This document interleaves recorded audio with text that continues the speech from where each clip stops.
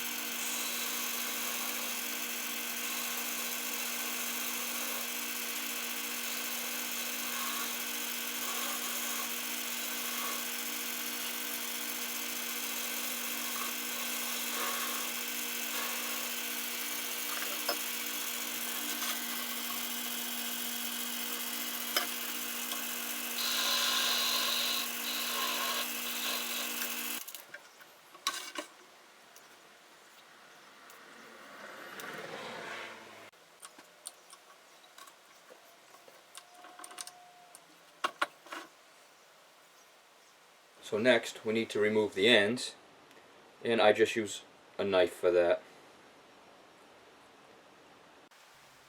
I want to be sure that I'm slicing into the wood and not just forcing the wood apart, because if I do that, it'll leave ugly divots in the end grain.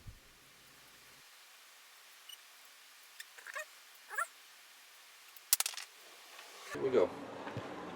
A nice clean cut.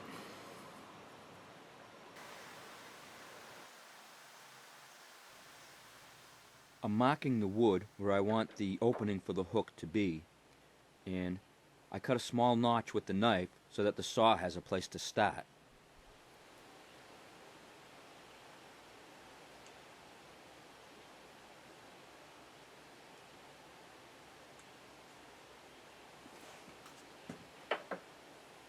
Now you want to make sure that the hook is cut perpendicular to the grain of the wood.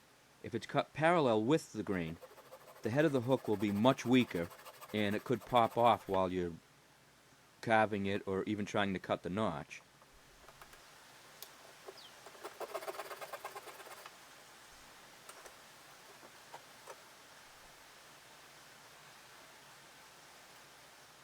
Usually this piece just pops right out, but because I've got a camera on it and making a videotape,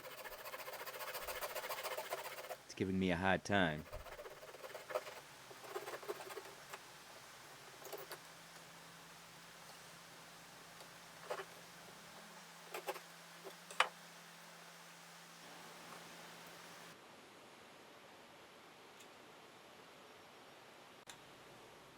The head of the hook needs to be carved with the knife to give it that graceful slope that crochet hooks have.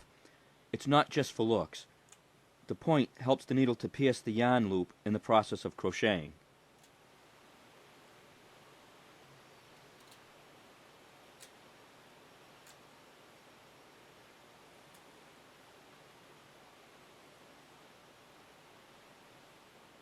After the rough shape is cut, the rest is done by sanding.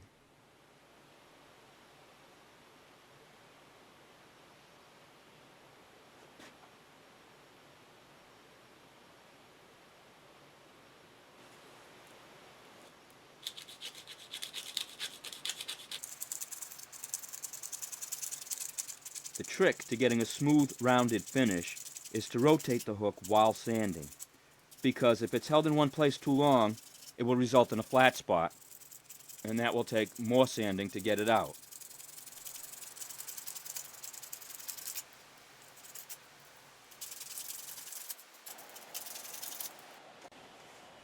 When I think it's well sanded, I give the hook to my wife, and she crochets a few rows with it.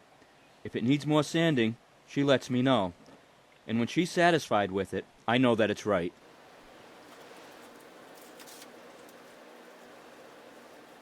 Now it's time to finish the hook. I use a mixture of turpentine and linseed oil and cover the entire hook with a generous coat. It's not allowed to sit very long and is wiped off almost immediately. The hook is then allowed to dry thoroughly between coats before another coat is applied. The hook receives a total of 3 coats.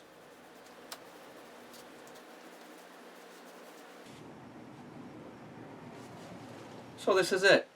Remember that crochet hooks are measured in millimeters. This is an eye hook. It's 5.5 millimeters on the business end, and you can find a chart online that will tell you the sizing of the hooks. Now obviously this video was sped up and edited. It usually takes me between an hour and a half to complete a hook, not counting the finish. So if you've enjoyed this video, then subscribe to my channel, and thank you for watching.